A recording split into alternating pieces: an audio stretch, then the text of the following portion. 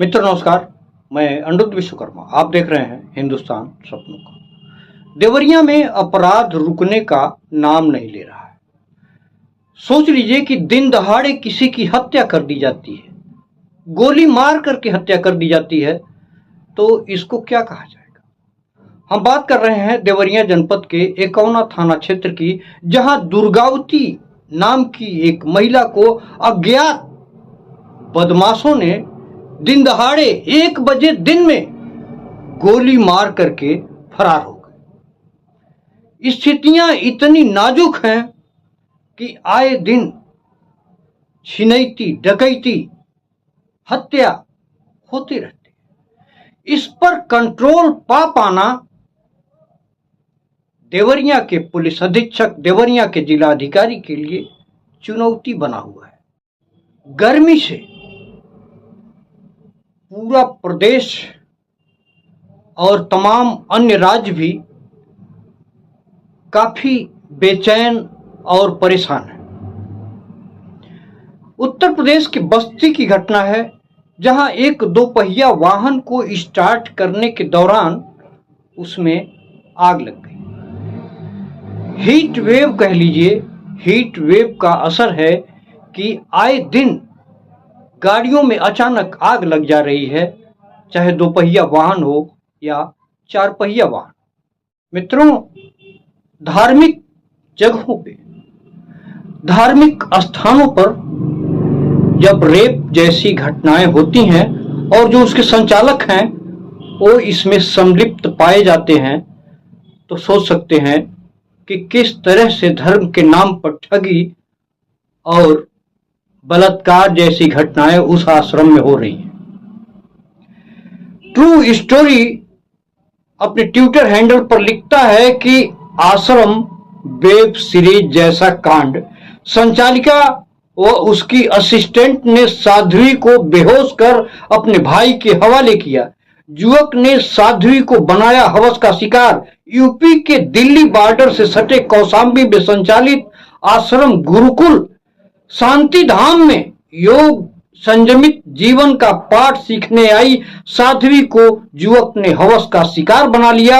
इस rape case में आश्रम की संचालिका दिव्य योग माया सरस्वती और उसकी सहायिका शबनम को गिरफ्तार किया गया है। आरोप है कि इन दोनों ने पीड़िता को नशीला पदार्थ पिला दिया। इसके बाद साध्वी को युवक मुकुल के हवाले किया गया, जहां आरोपी ने पीड़िता के शरीर को नोचा। आरोपी मुकुल फरार है। मित्रों, आज तक के डिबेट में बीजेपी के प्रवक्ता, कांग्रेस के प्रवक्ता सुरेंद्र राजपूत को इस तरह से भद्दी भद्दी गालियां दे रहे हैं कि जिसको सुन करके आप शर्मिंदा हो जाएंगे। यह डिबेट जो हो रहे हैं और उस डिबेट के दौरान जिस तरह से अपशब्दों के प्रयोग किए जाते हैं और संसदीय भाषा के प्रयोग किए जाते हैं, वह निश्चित ही निंदनीय है और शर्मनाक है। किस तरह से आज तक के डिबेट में बीजेपी के प्रवक्ता, कांग्रेस के प्रवक्ता सुरेंद्र राजपूत को गालियां दे रहे हैं, एक बार सुन लीजिए। पाकिस्तान की भाषा बोलते हैं राहुल गांधी, जो सर्जिकल स्ट्राइक को खून की दलाली कहकर पाकिस्तान के तलवे चाटते हैं और उसका यूनाइटेड नेशंस में दुरुपयोग किया जाता है। और 8,000 एकड़ भूमि जो है 1965 का युद्ध जीतने के बाद 1968 में कच्छ को देने वाली इंदिरा गांधी, अरे तलवे तुम चाटते हो, तुम्हारा बाप चाटता है, तेरी मां रंडी है, तुम्हारा खानदान। नहीं, मैं इस बहुत ही घटिया तरह की भाषा का इस्तेमाल हो रहा है। प्लीज इनका फेडर डाउन किया जाए। मैं खुद माफी चाहूंगा। 28 मई को दैनिक भास्कर अखबार में खबर छपती है कि ऑपरेशन सिंदूर की सफलता के बाद बीजेपी भारत के घर घर में सिंदूर पहुंचाएगी। इस बात को लेकर के सोशल मीडिया पर एक बहस छिड़ गया और इसका विरोध भी होने लगा कि आखिर गैर पुरुष एक स्त्री को किस तरह से सिंदूर दे सकता है, सिंदूर भेंट कर सकता इसके तमाम दुष्परिणाम भी सोशल मीडिया पर देखे गए। लेकिन 28 तारीख की इस खबर को पूरे दिन चलता रहा, इस पर डिबेट भी हुआ, सोशल मीडिया पर बहस भी हुआ। 28 बीत गया, 29 बीत गया, 30 तारीख को बीजेपी आईटी सेल के अमित मालवीय ने कहा कि यह फेक न्यूज है, ऐसा कोई कार्यक्रम बीजेपी का नहीं है। 28 मई को दैनिक भास्कर ने किस आधार पे इस खबर को निकाला, इसका खंडन बीजेपी को करना चाहिए।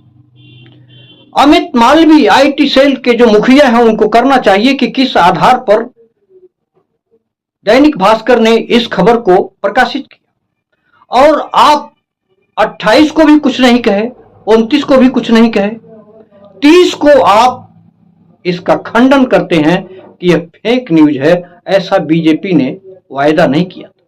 लेकिन कुल मिलाकर के सिंदूर बांटने वाले मुद्दे पर सोशल मीडिया में जम के बहस हुआ।